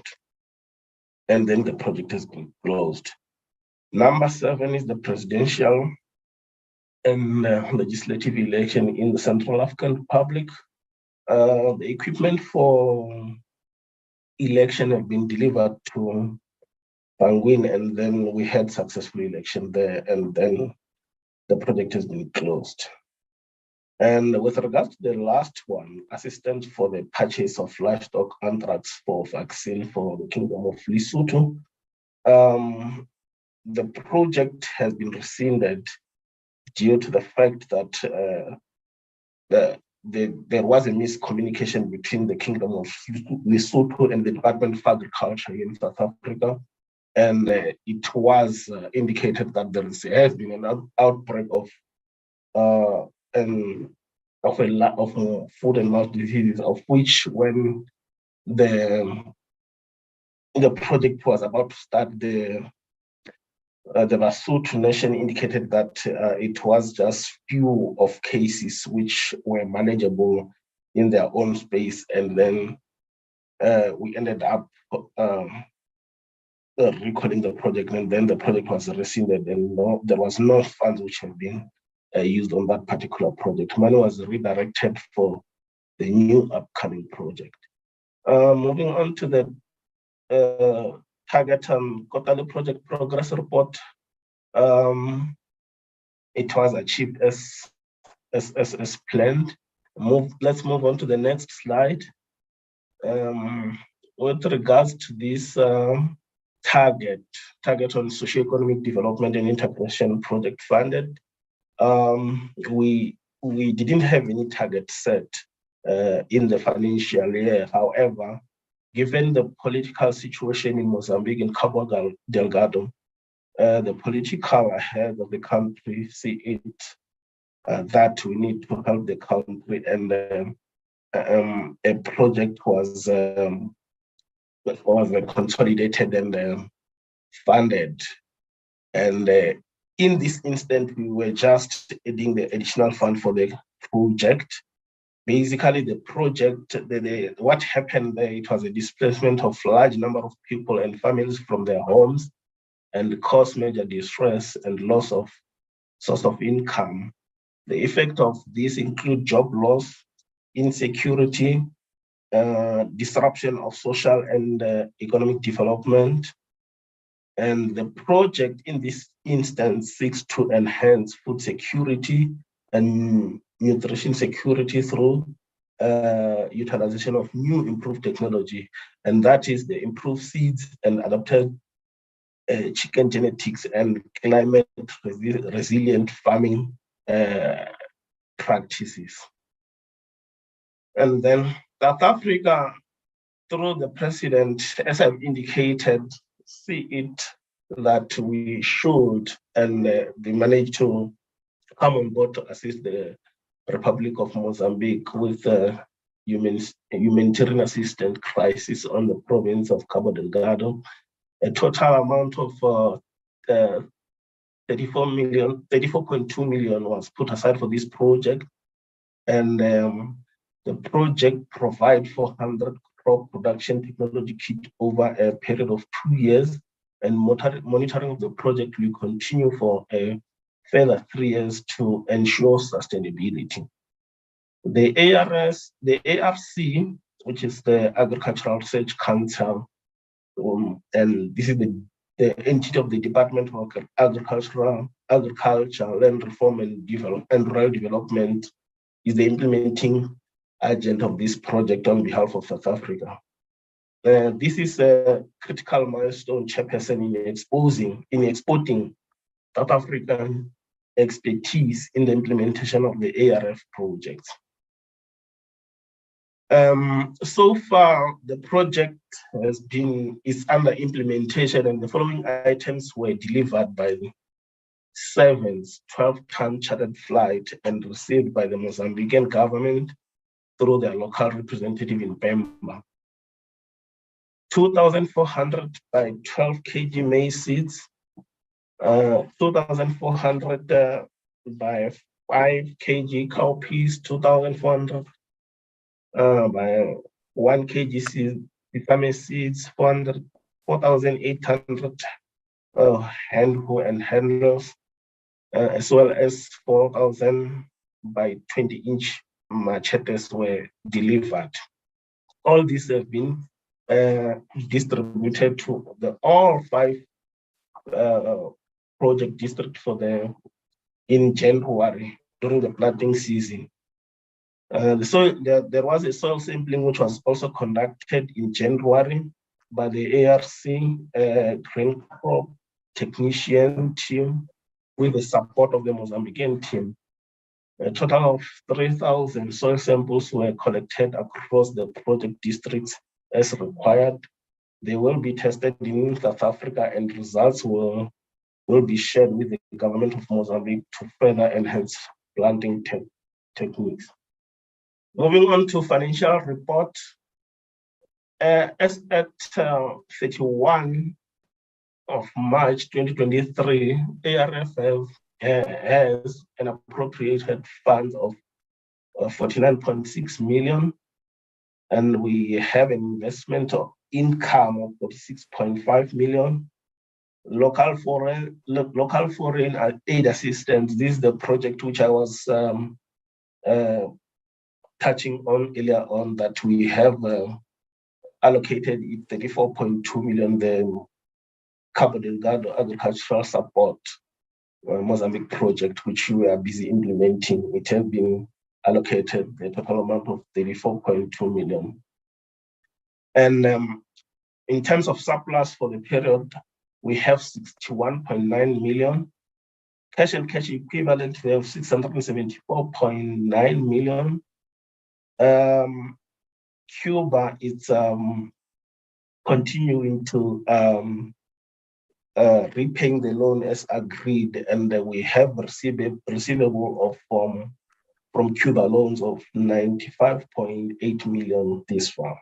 We have a total liabilities of 252.5 million, and this is made up of the commitment projects and amount payable to DERCO for project implementations. As I've indicated earlier on, the 34.2 million was allocated for the project, and it was meant for the purchase of seeds and other inputs. And the project is under implementation currently. And basically, Chairperson, Honorable Chairperson, and the members, this brings us to the end of the presentation. Thank you. Thank you, Chair. Okay. Thank you very much. Honorable members, there's the presentation. Let's get the inputs, questions from members. Let's see here. Honorable Msani. Honorable Mbanza, is this an earlier hand? Yes, Chair, is an early hand to deal with ARF. Okay. Oh, okay. Honorable Msani, outstanding. Thank you, Chair, and thank you for the presentation. Chair, I see on the presentation there was a request for assistance from Turkey. Can we get what was the assistance for, and at what terms would the assistance be rendered? And then in page 6, there was a item number 4, there was a pledge which was made by Mr. Ramaphosa at the AU pledging conference.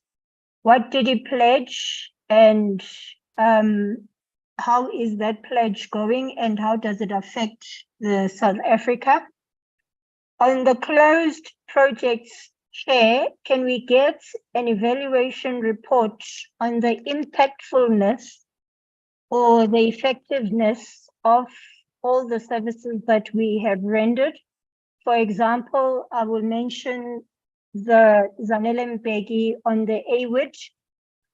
And then also, Chair, I didn't hear anything about us rendering any offering or support with the recent instability that was faced by the people of Sudan around April. And then, Chair, I want to check, because as South Africa, we align ourselves with the UN 17 SDGs.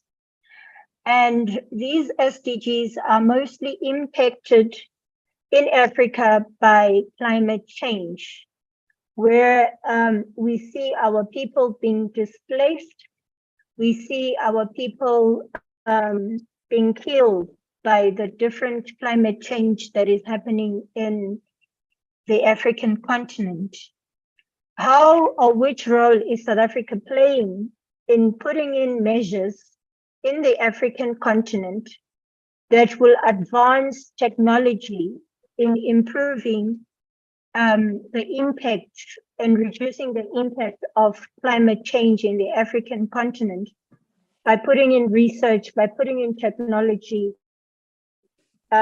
improving systems in the African continent in order for us to realize these 17 SDGs. Thank you, Chair. Thank you, Austembi. President Mpanz. Thank you, Chairperson. Chair, I will have the presentation. And the the work that is done is noted. It's work in progress. But Chair, I want to get a very honest answer on this one, because one has been raising this issue. I don't know we will even come to an end of our term. Is the presenter in a position to confirm to this committee that there is going to be migration of ARF to SAPTA before this sixth administration term of ours end?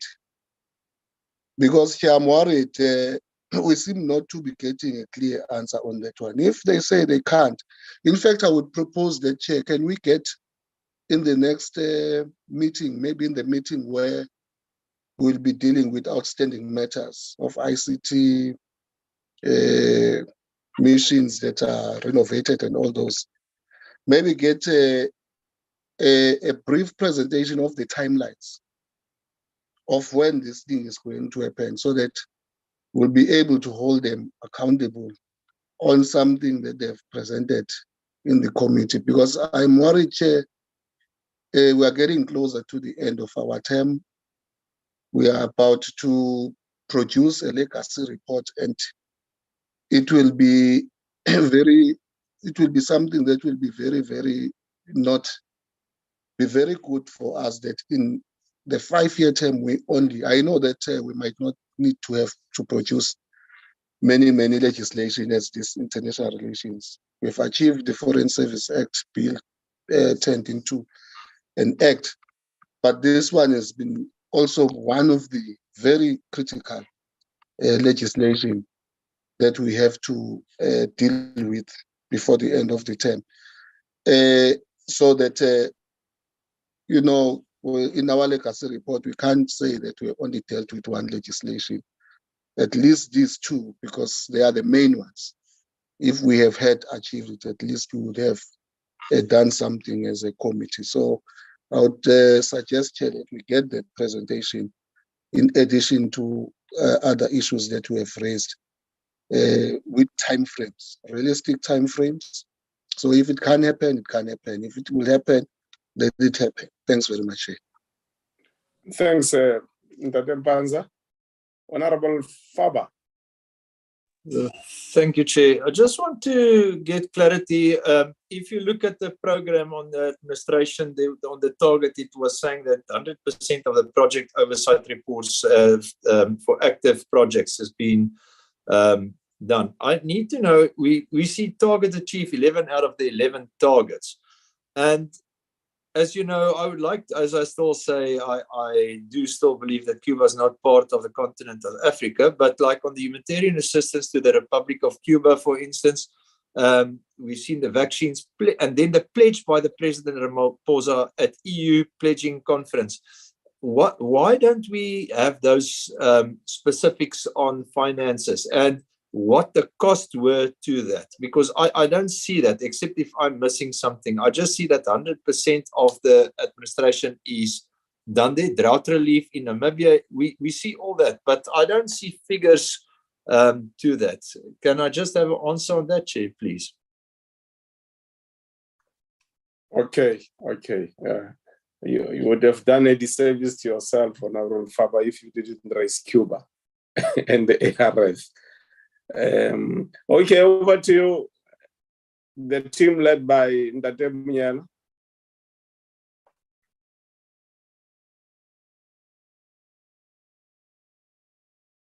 Thank you, Honorable Chair. Mr. Basiter is going to attempt to answer the questions, and I'll add. Go ahead, please.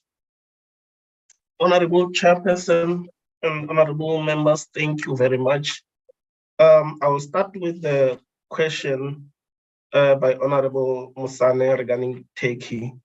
Yes, we have received a request to assist, to take with humanitarian assistance, and the request was very clear to say that they are requesting assistance with regard to the issue of recovery and recovery of the bodies under the rubbles and the likes. However, the committee, when they evaluated the request, they indicated that given the processes of ARF, it won't be possible to provide the assistance in that particular manner which is requested for recovery, because it would have been a thing of the past by the time all the processes are finalized. Therefore, it will be better for the desk together with the ARF to go to take and check and verify on the ground what more other assistance could be provided. However, the project has been recommended, and then we are currently seeking the concurrence from National Treasury, and from there then the project will kickstart in terms of what could be the help or assistance which can be provided with regards to the Turkey on the ground, given the current situation, because otherwise the issue of body recoveries is long past and long gone. It won't be relevant anymore. Moving on to the issue of AU pledged by President Ramaphosa on AU, the project was basically as a result of COVID-19 way back, and it was initiated by the Department of Science and Technology with the aim of making sure that in the country, through European Union, we can be able to produce our own vaccines here in South Africa.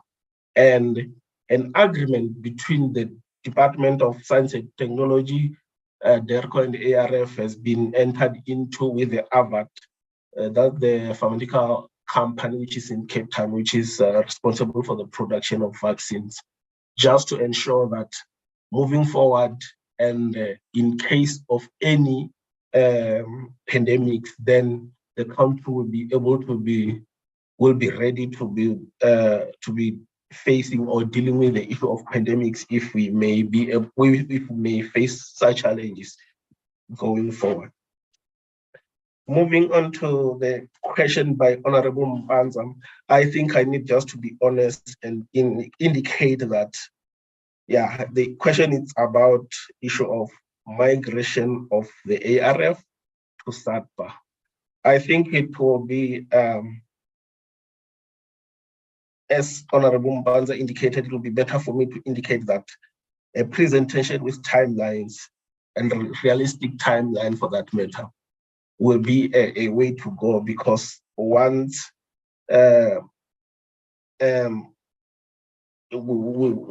just say whatever I can say here, then it will be inappropriate. Therefore, it will be better to have some commitment with timelines, and then the approval by the relevant authority within the department, and then put it through to the portfolio committee so that it's monitored, and then we'll take it from there. Then there is a question by Honorable Faber, which I didn't get it clearly. However, I will attempt, but if I don't appropriately respond to question, perhaps he should come back and and ask his question again. The issue of 11 of 11 in terms of the performance, it was an issue of monitoring all the projects which are active within the ARF. Those are the projects which are up and running, which we are implementing. Just to check for the first, with regards to the issue of monitoring the compliance, we are monitoring if we are spending within the budget allocated. That's the concurrence received. We need not to go beyond or above the budget allocated. Then with regards to the issue of oversight project, we need to also make sure that all the 11 projects which are active, they are monitored and they are always kept track in terms of the progress of implementation. And there's an evidence which will be submitted to the AG for verification in terms of the output of whether we have achieved the 100% or not. But however, in terms of our internal audit, they are satisfied that all the projects are being monitored as presented. Thank you, Chairperson. I hope I have tried to answer the questions. Thank you. Okay. Any additions, Daniel? No, I'm covered, Chair. Safe to say that we will prepare the presentation on the migration from the ERF to SATPA. I do think at the time when we do it, honorable members will be happy with the progress thereof. There has been a lot of significant progress registered on that file. Thank you, Chair. Okay. Chair. Honorable members, any follow-up? Yes, Chair. Okay, Honorable Msani. Chair, I don't think I heard what the presenter was responding when he spoke about the pledge by Mr. Ramaphosa. I heard something about COVID. But I'm really not clear on his explanation on what was the pledge about.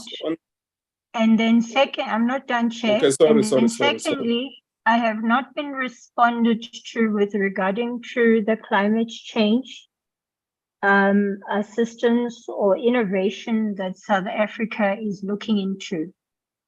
Lastly, Chair, we are reducing this committee to a committee of deferrals. And we've been doing that for the past 4 years, where we defer matters of importance raised in this committee, and it never gets addressed. I think before you close this meeting today, can we have a date set on stone on when are we going to get these matters addressed? As Honorable Mpanza has said, we are on the last few months of the 6th term, and issues like that of SATPA and issues like that of ICT and issues like that of property has been burning issues from day one when we started with this committee in 2019. So, Chair, let's not reduce this committee to deferrals, please. I beg your indulgence. Let's not reduce this committee to deferrals which never get attended to. Thank you very much.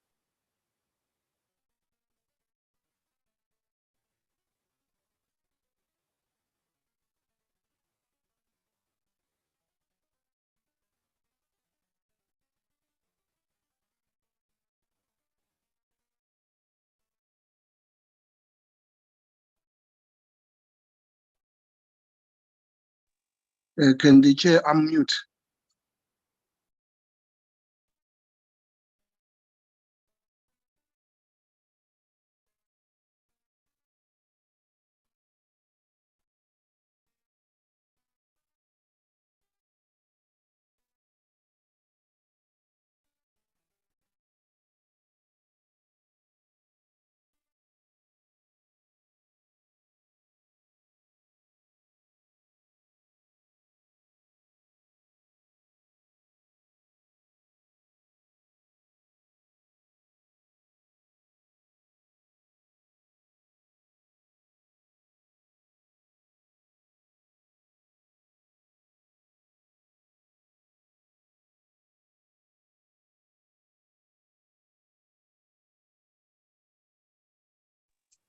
Sorry, Chair, or the committee chairperson, or the committee secretary, we are hearing nothing. I don't know if everyone's muted. It looks as if we have lost the chair. He's no longer in the participants list now. But can I, in the process, ask, while we are locating the chair, the presenter to respond?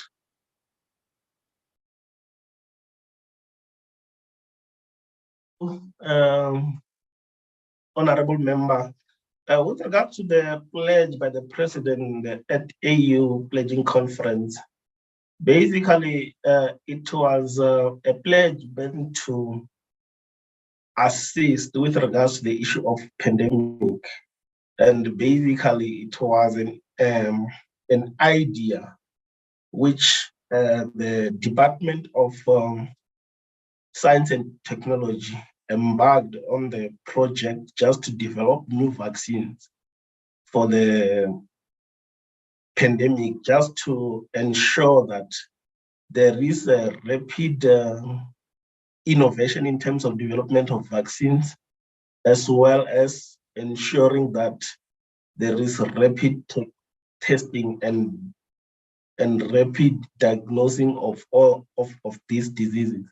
And in terms of that, BioVac, a pharmaceutical company which is in Cape Town, was brought on board to assist in this instant, and is the one which was basically responsible for that particular project.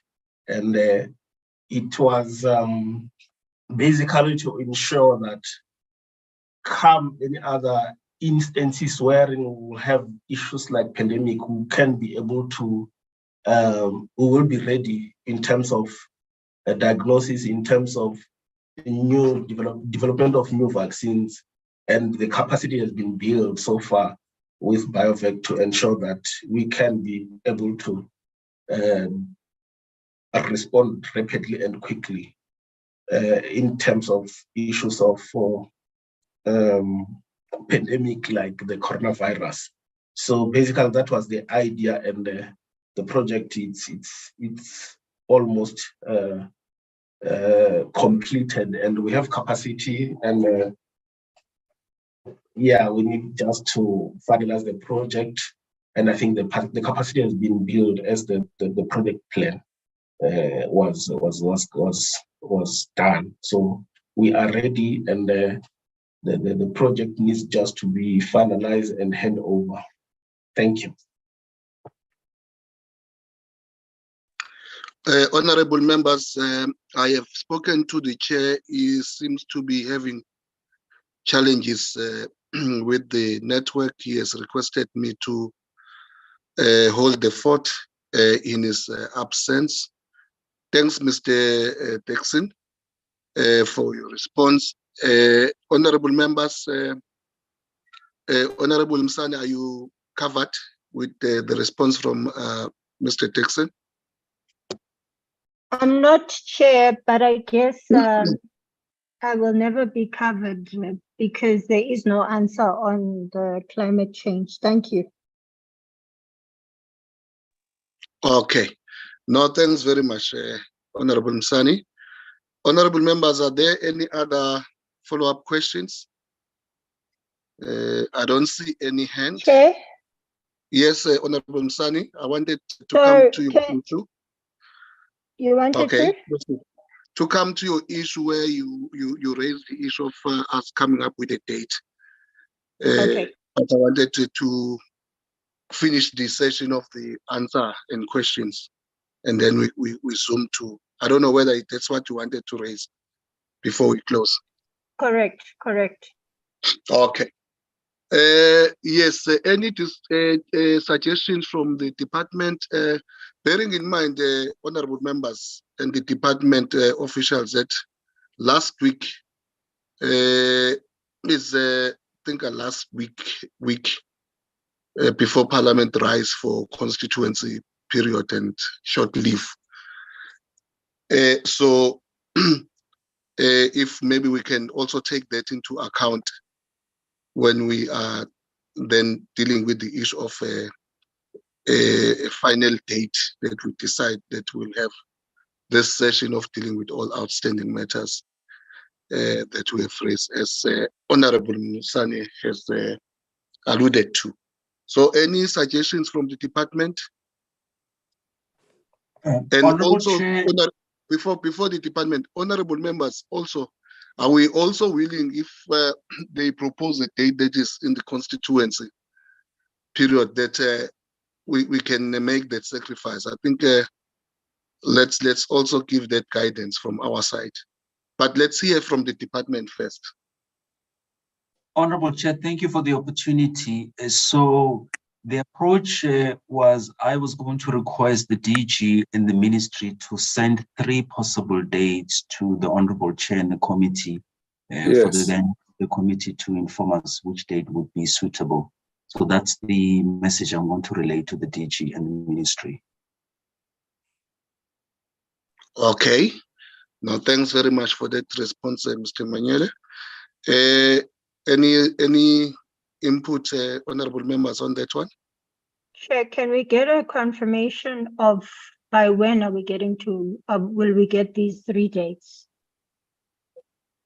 Okay. Yes, thanks very much, Honorable Msani. Mr. Acting DG? Chair, I'm going to do that today. I'm going to inform the 2 offices that this is a matter that the committee is prioritizing and we need to respond with speed. So I'll relay the message today. Thank you, Chair. Okay, thanks very much, Acting DG. So it means that I think, Honorable Msani, by next week, our meeting next week, then we should be in a position to finalize this matter. Because I don't think that it will be possible to do it next week. But at least we'll have these dates communicated to us by the office of the chairperson, and then maybe a final determination might be made at our next week meeting. Will that be proper, honorable members? It's fine, Chair. And to answer your question, I don't see it from our side as a problem, should it be during the constituency period, to take 1 day to come and address the outstanding issues. Okay, and then the last question also, which we should also decide amongst ourselves, will that meeting be virtual or physical? What are we suggesting? From our side, Chair, we propose physical. Okay. Honorable Fiber, what's your take?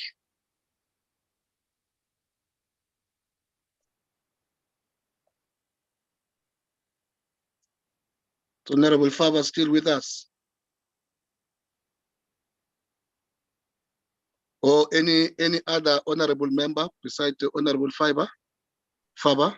Chairperson, it's Honorable Powell. Yes, Honorable Powell. I just wanted to follow up. We had made an undertaking in a previous meeting that the committee requested a briefing from the department on the outcome of the special envoy sent by President Ramaphosa to the United States. And I had emailed you. Do we have a time for that yet? No, not yet. But let me hear from the department because if they say no, then I would propose something to that effect and see whether you are amenable to it. It was agreed to. It was agreed to in this meeting, and it was. Yes. Yeah. I agree I'll with leave it you, with yes. you. Thank you. Honorable Mbanza, I'm back now. Okay, over to you, Honorable Chair. No, I'm not taking over the chairpersonship. I just want to, I thought Honorable Powell was not around. We're happy to see her around. Because I had made an undertaking to the committee to deal with that matter. Okay. I spoke to the, yes, I did speak to the department. And the response I got was that Mr. Mufamadi is the one who led the delegation, the envoy to the US. And the team that was accompanying Mr. Mufamadi were compiling the reports. And the report was at a draft stage. The final report will be given to Mr. Mufamadi and the team. And as soon as they have adopted it, they will give it to the president. And at the same time, whoever responsible will be available to come and brief the committee. No, thanks very much, Chair, for that response. Honorable Powell, are you happy with the response? Because I wanted to suggest something, but let me hear you first.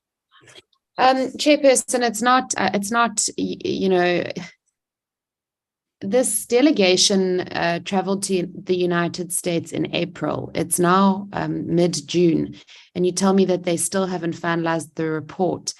And this is an issue of global concern.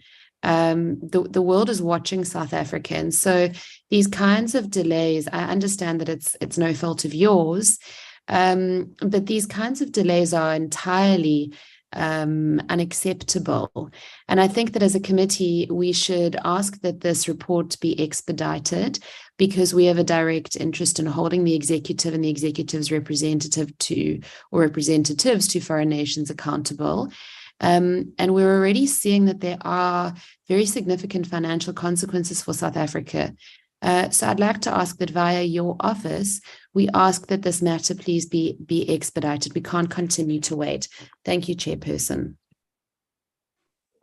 No, thanks very much for that, Honorable Powell. Let me suggest something maybe to accommodate your request, because we also had, while you were not in, raised the issue of other outstanding matters that we have raised for quite some time in this committee.